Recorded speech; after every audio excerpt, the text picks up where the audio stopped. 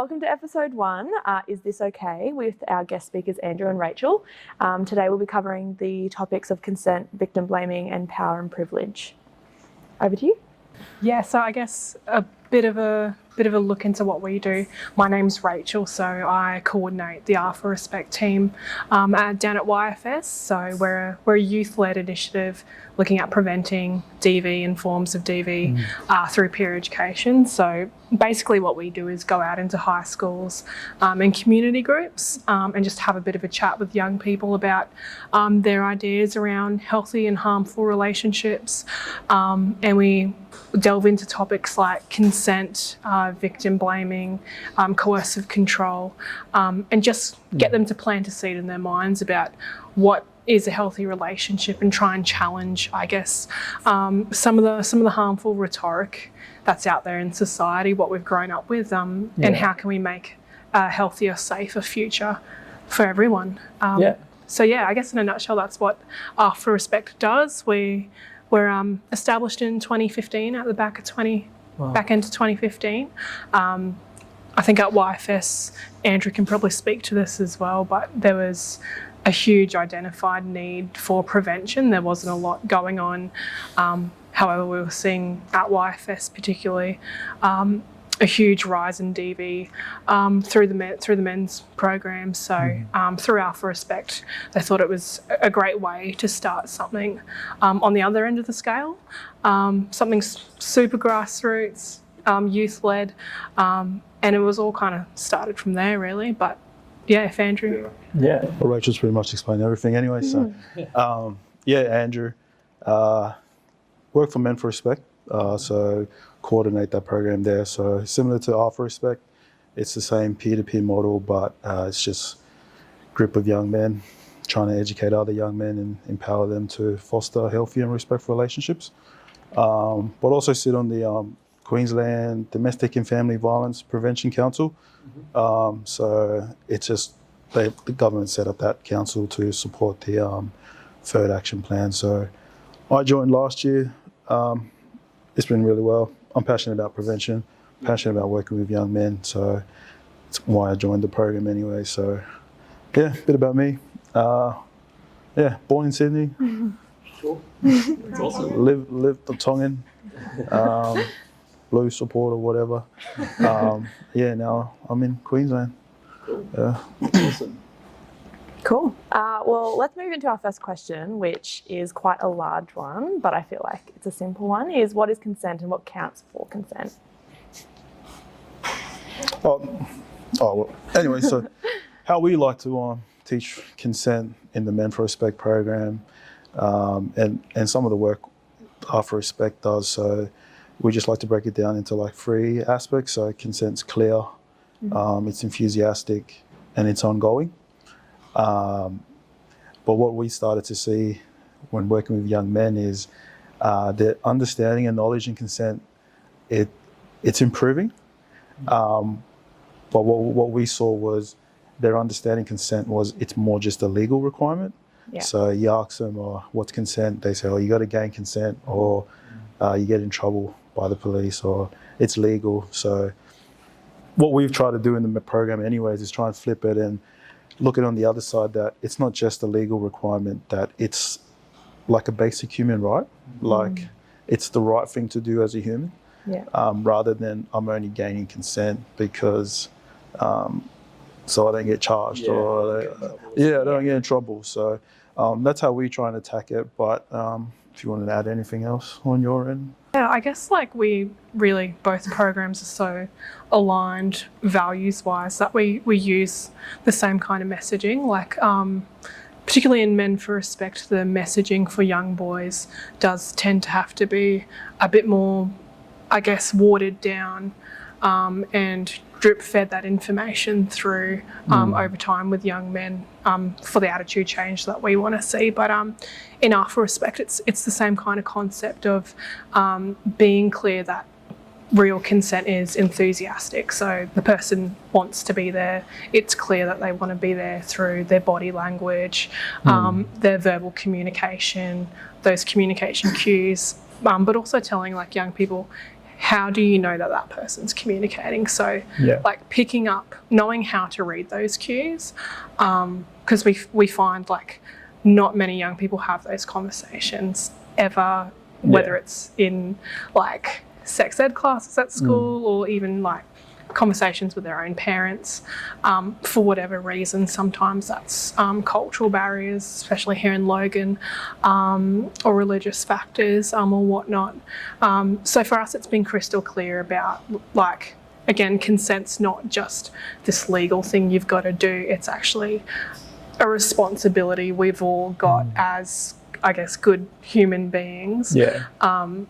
You know, when we're interacting with other people, and like we break it down and say it's not even just with sex. It's like, if I want to hold Andrew's hand, or if I want to like borrow his book or his pen, the same kind of concepts apply with consent. So we tell that to young people, and we're crystal clear about, you know, it's enthusiastic, it's ongoing. Being informed too, I think, is a big issue with young people, and we see it in the conversations we have. They get super blurry with informed consent and drugs and alcohol. So when we sit down and have those conversations and they're asking us, oh, Miss, like, what is technically consent if someone's had drugs or alcohol? And they'll throw out like every scenario you can possibly imagine. But that's crazy that they're thinking about that and getting answers to it as well. And so that's super important. Totally. And I think a lot of them already have an answer in their head as to what they think the narrative will be, which sometimes it's positive and sometimes it's quite scary when it falls into victim blaming, especially at a really young age. So when it comes to consent, we're super clear that it's a responsibility we've all got as human beings, just to do the right thing. And I know, like, explaining that, I guess, to young people can be quite tough, but we're, I guess, along the lines of, it's more generally about boundaries and having the skills to communicate boundaries. So if a young person is able to do that with their body, with whatever in relationships, then like they'll have no dramas navigating consent and sex in a relationship. So I think for me, and for the work we do, it comes down to just teaching boundaries the right way. Yeah, that's our second episode actually. Is cool. Pleasing, cool. So good tie-in. I really like what you guys said about like teaching consent, not just about like it's the right thing to do, but also it's like a human right thing. I think that gets blurred really easily with social media and everything else that young people are watching. And especially young person, they're still in that mindset of thinking of like, this is right, this is wrong. They're not thinking about like, oh, it's relational, it's human rights kind of thing. And that's awesome. Because I think like how when we're like designing the men's program, like we sort of I looked around and see what consent education was out there already, and like in my opinion, a lot of it was just reactive. Like we have a consent issue at the school. Let's invite someone to come in and bang on the kids about what consent is and the legal requirements of sexting, child pornography, sexual consent, all of that other stuff.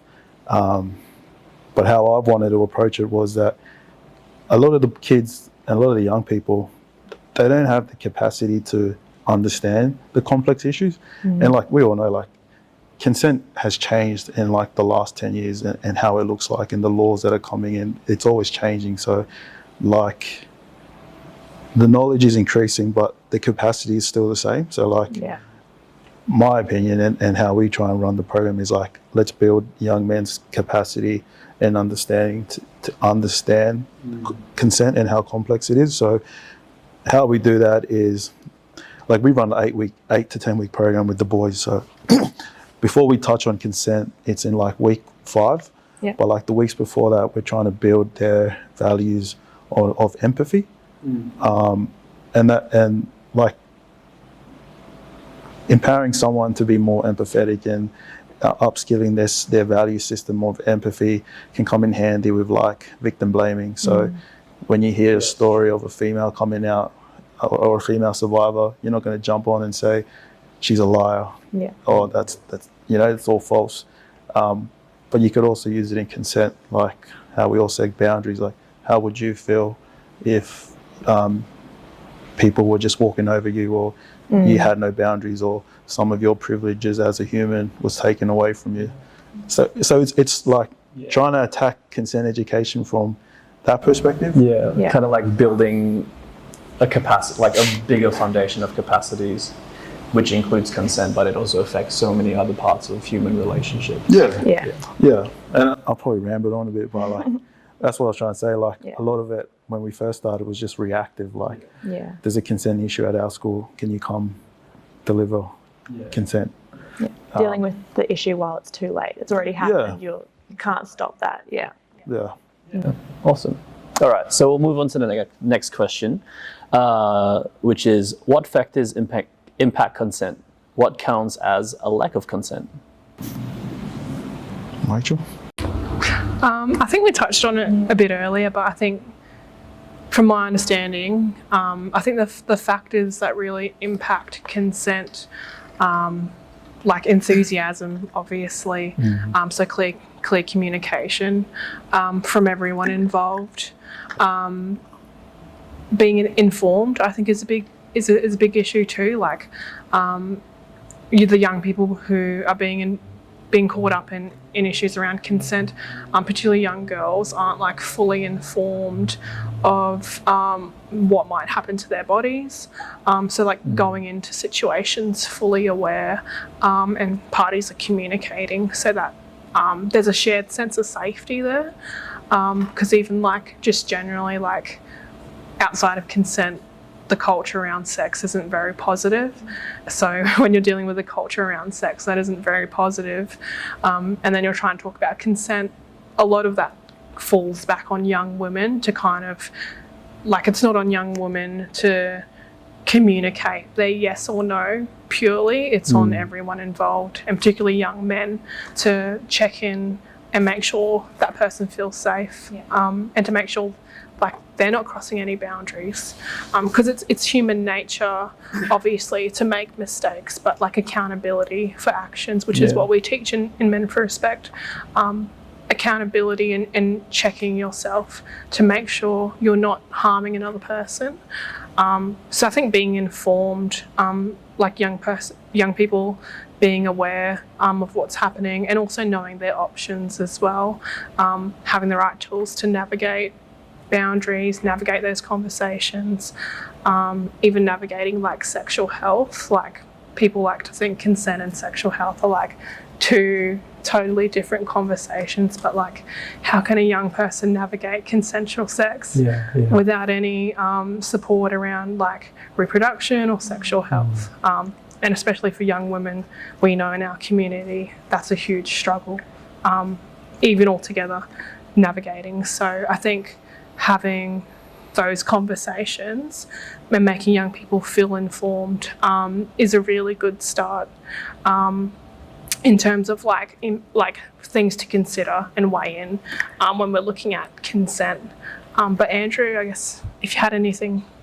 Yeah, I think it's just always going back to like those three things we talked about, like consent's clear, it's ongoing, it's enthusiastic, and like you can talk about like the factors, like alcohol, are they under the influence?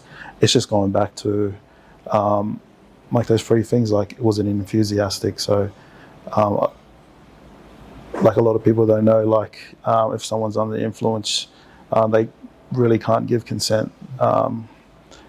And that's what I mean, like, was it an enthusiastic yes, or was it enthusiastic no? But I think one thing, and like, it's education too. Education about the topic, but also educating and empowering the individual. So, like, I like the shirt you guys showed before the episode. Like, no is a full sentence. No is one sentence, but it sort of goes to like your self-worth. Like, I know with like some, like we had one young man who he shared a story where he was at a party, and he felt pressured to like get intimate with another female who he wasn't keen on. And then when he shared that to us, we said, "Oh, that could class as rape, because you weren't comfortable, you just went with it. There was a bit of force." But it sort of comes back to that education, like educating them what is consent, bit of self-worth, like, do you know what I mean? Like, you like your value system, and like, unfortunately, some kids they don't really have a value system, or they have low self-esteem, so they might view themselves as an object, and unfortunately, that's how some people view sex. It's like Rachel said, it's in very toxic. It's not the best, but unfortunately, some kids and some young people, like, they use that sex, or they use the consent as like a bargaining tool in relationships. Like, I'll prove my loyalty to you by sacrificing a bit of myself, or I'm down for the boys, and I'll show you by not being a simp, or you know what I mean? Yeah. And that's what I was trying to go back to, like the previous question. It's like educating them on what consent is, but also you got to like educate and empower them as an individual. Like, these are your human rights that are being compromised, or these are like your self-worth that you're sacrificing just to fit in, or just to be one with the boys, or one with the girls, or just to be accepted. Yeah. Sorry if I rambled on a bit. No, it's okay. Do you think like social media and just, I guess, society's expectation on young people have a big play on what that looks like for them? Like, you know, having those pressures and feeling like they have to do something to prove themselves to their friends or to their partner, like. Yeah, like I think like even just like social media, like even with like the stories and Snapchat, and we sort of saw it come in slowly, but like social media, like everyone just posts like the good versions of their life, and this is my best foot forward, but my whole life is in shambles. But that constant need to be like validated and approved by society, and always showing your best part and giving a bit of yourself up. So I can see like how some of that's played into like pressuring young people to be like, if I'm not with the majority, then I'm going to be left out. And I know for school and everyone else we work with, like one of the biggest things, and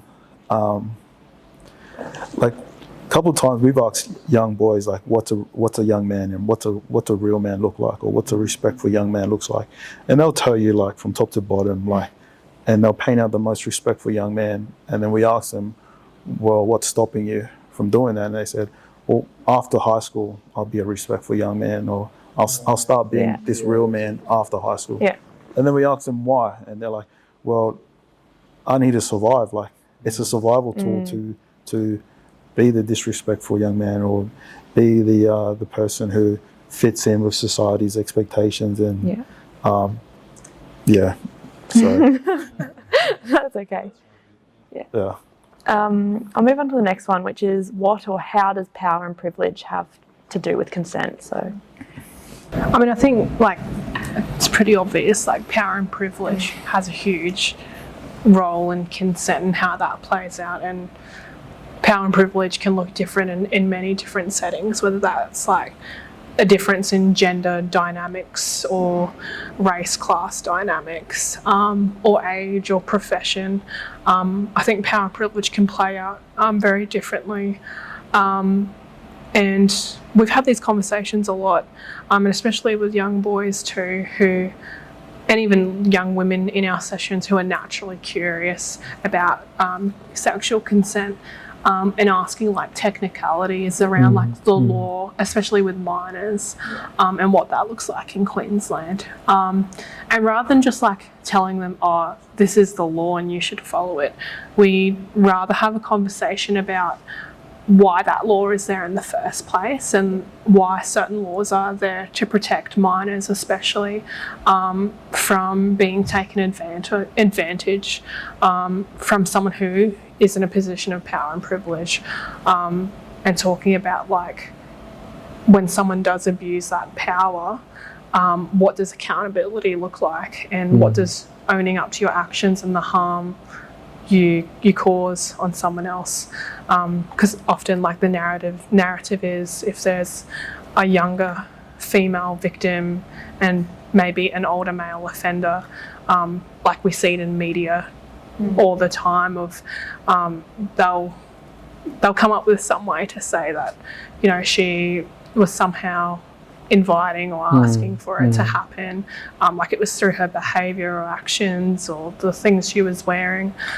We see that play out in media all the time. So for us, it's like, it's still having those hard conversations about like, what is your power and privilege in a relationship, and like how do you recognise it and check that. So even if it's a young man who might be starting his first relationship, how's he I guess conscious and aware of that, and even like things like culture, like we've got a pretty multicultural team ourselves, and we have conversations all the time like about you know, being from migrant backgrounds and then growing up here in Australia, like what does that mean for us, and how do we navigate our own relationships, not just romantic but like people outside of those circumstances. So I think like power and privilege plays a huge role, and it's about having a conversation about recognising it first.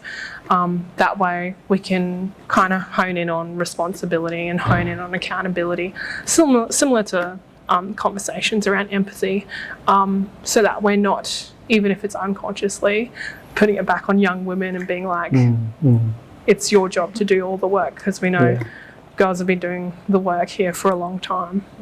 I know for myself, when I first sort of stepped into this field,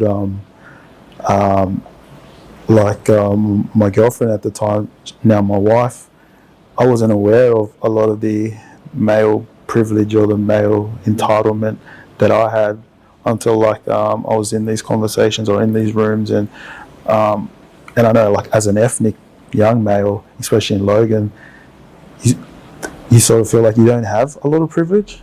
Yeah. And growing up, I was the minority, and I was like, I felt like I didn't really have any power, privilege, or entitlement. But like I said, come into this field, and like my wife, and she was my girlfriend then, like I was now aware that I might be the minority because of my race, but I still have a lot of power and privilege as a male compared to herself as a female. And like Rachel said, like until like you're aware, and then you can check yourself, make the necessary changes to it. And like we all know, like a lot of young people, they just don't know that they have that power and privilege. And you know, a lot of young people, they might feel like they're entitled as males to be the dominant male in the relationship, or even just in your peer groups.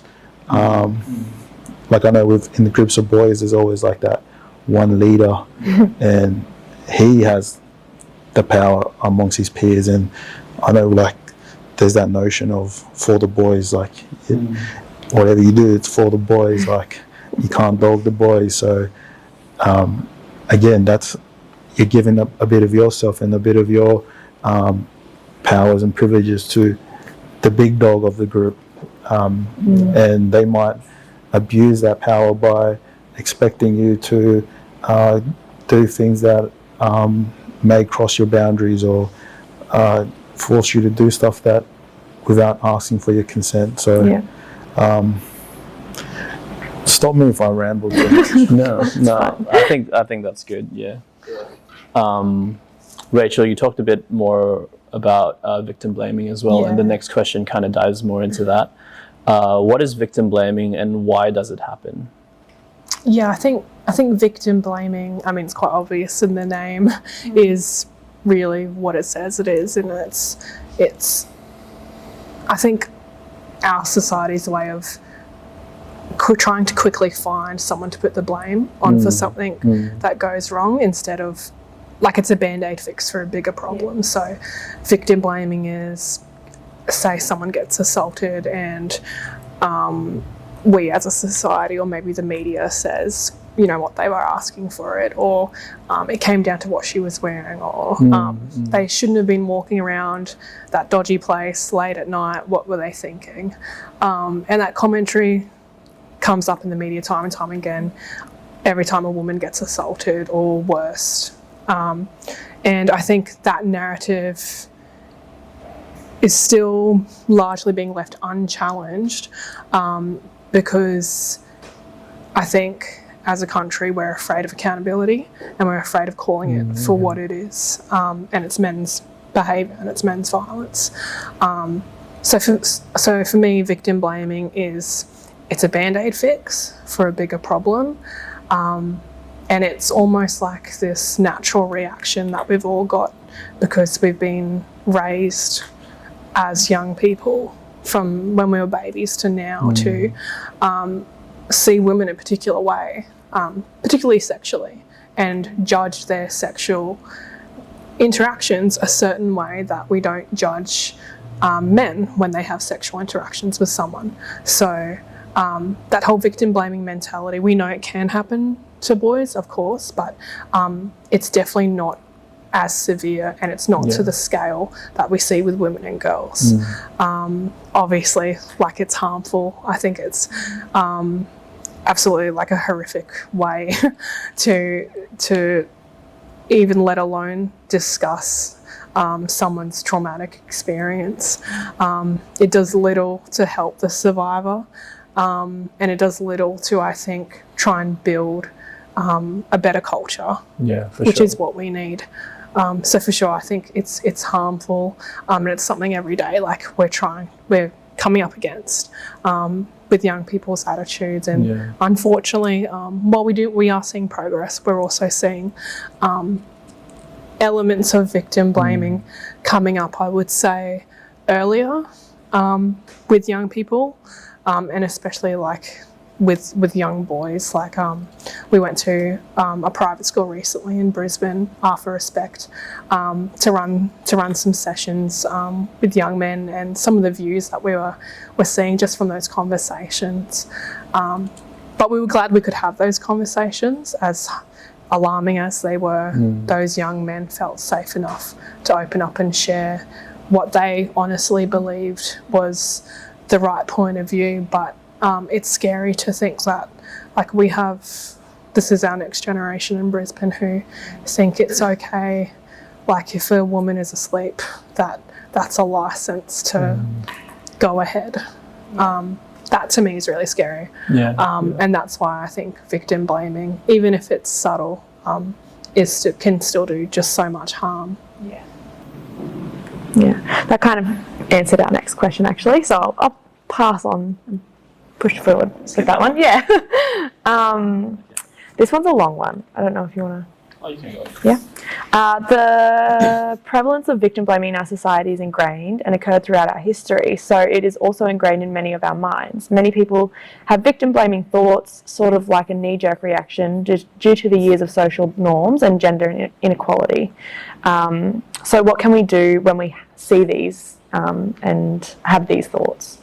Yeah, I think Andrew tapped into it really well earlier, but I think, like, again, like, as you guys said, it's almost kind of natural for people to slip into that mindset when you've been raised a certain way, when you have those beliefs. And obviously I'm immune to it. Like, as a young girl myself, like, I held beliefs as maybe a 12-year-old that I don't have now as a 24-year-old woman around those sorts of issues. But I think for any young person or anyone really who has those initial thoughts of, like, oh yeah, it was her fault, when they see something in the media or a survivor opens up and that's their initial thought, I think, like, the best thing to do is to take a step back and, as Andrew said, practice empathy. So instead of casting, like, your judgment on the situation or what you think happened, just having that basic human skill of empathy for another person. So, like, how would I feel if I was in that person's shoes? How would I feel if that was my own experience? How would I deal with that, with the trauma that person's been through? And I think when you're able to have empathy for another person, you're able to, I think, show respect to just people in general. I think that's probably the first step is practicing empathy so that you can pull yourself up and like challenge yourself and check yourself. Do you have anything to say to people who have friends who are victim blaming? How would you approach pulling someone up who is victim blaming? Yeah, I think like just going back to what we said about empathy and how we try and explain it to the young people is it's just putting yourself in someone else's shoes.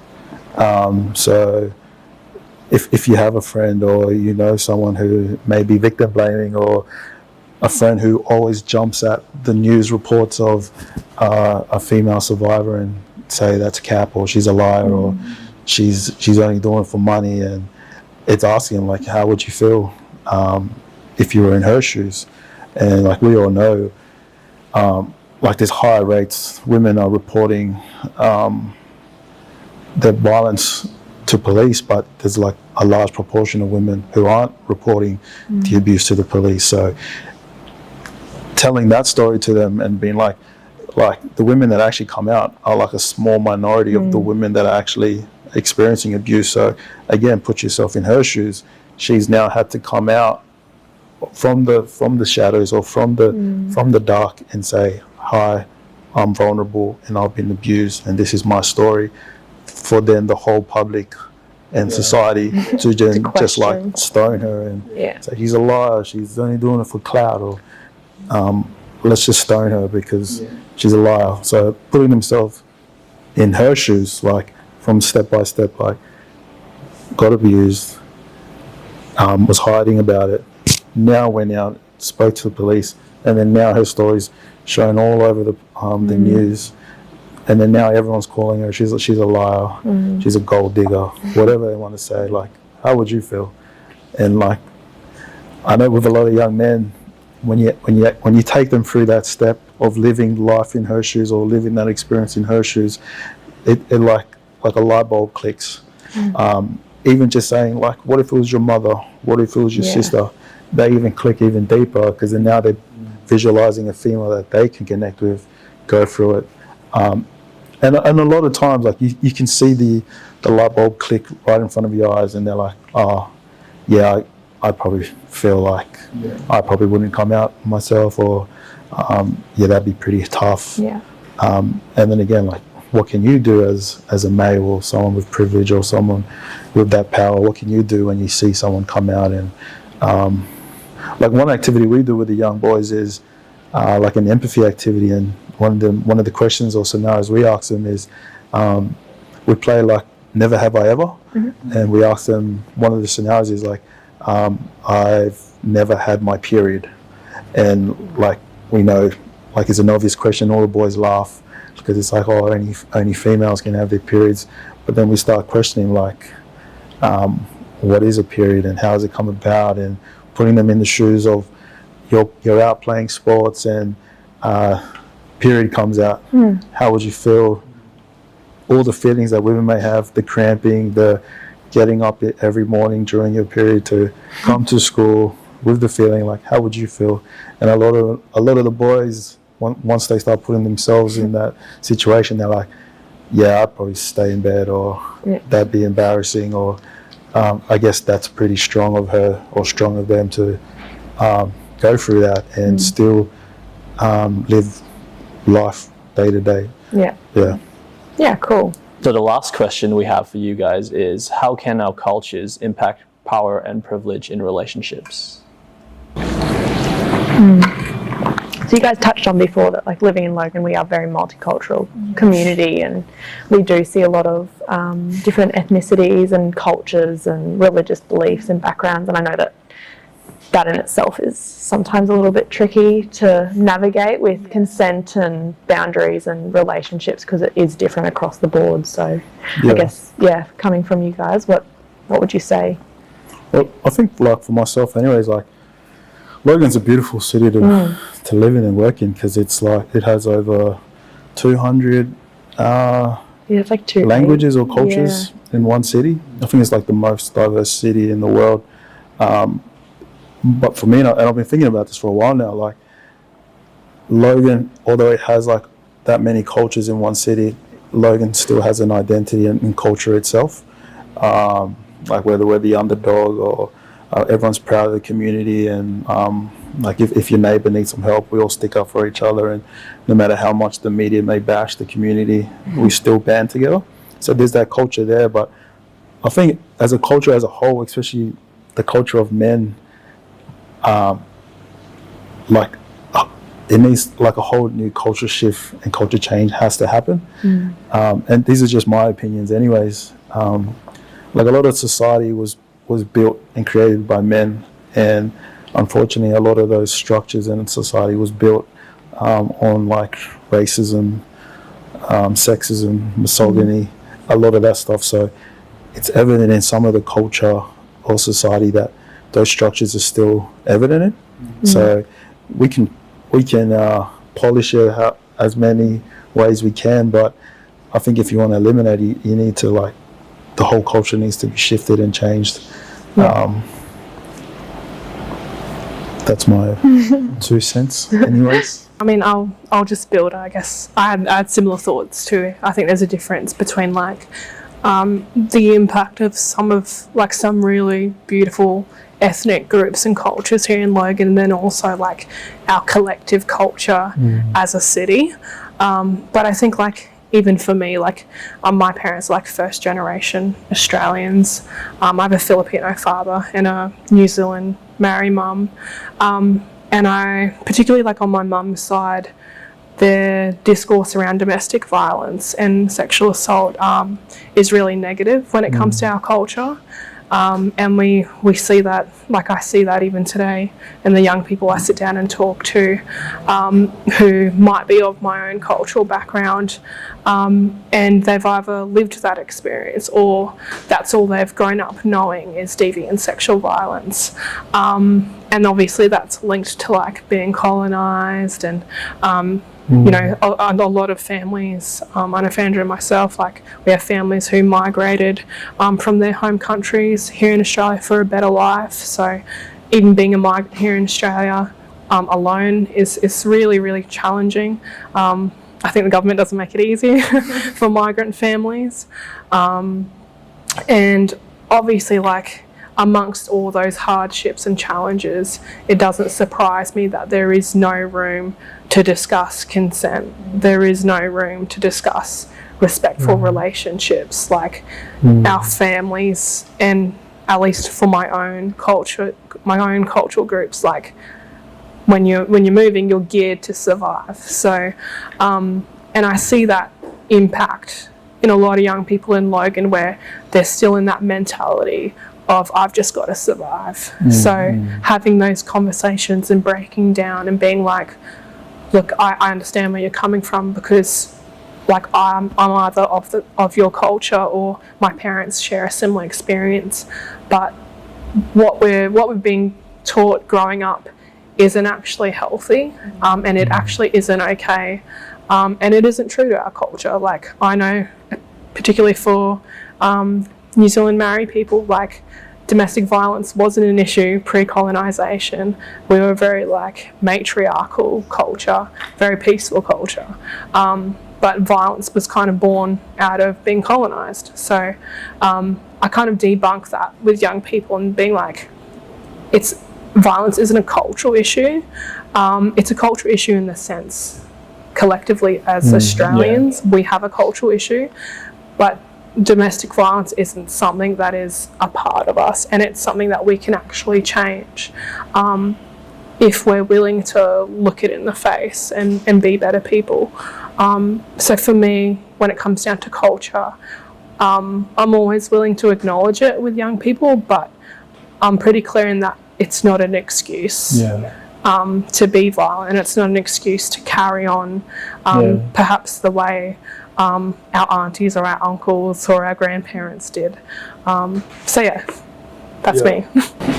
And I think for like Rachel said, like there's a lot of ethnic communities here and there's like so diverse, but I know a lot of them, consent is just an Australian issue.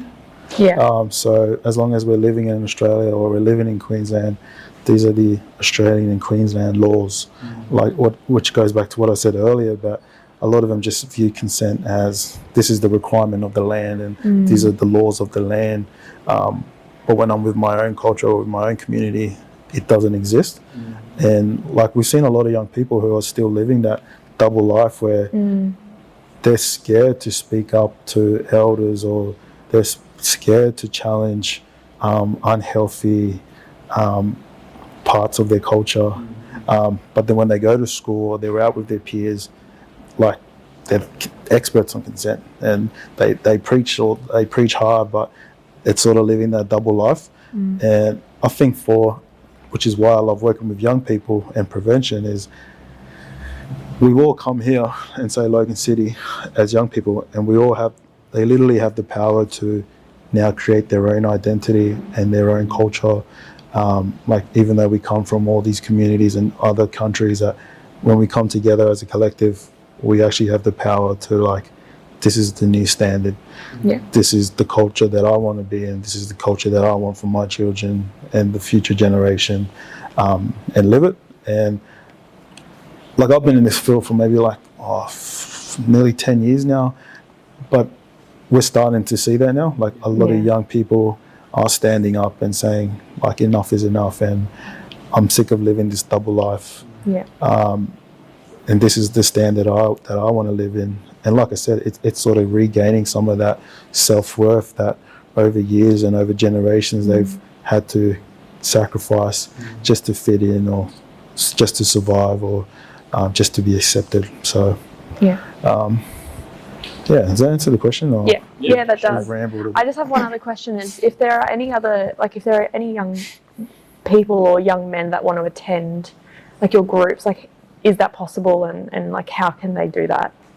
So right now, for the Men for Respect program, so we only run workshops in the schools. Yep.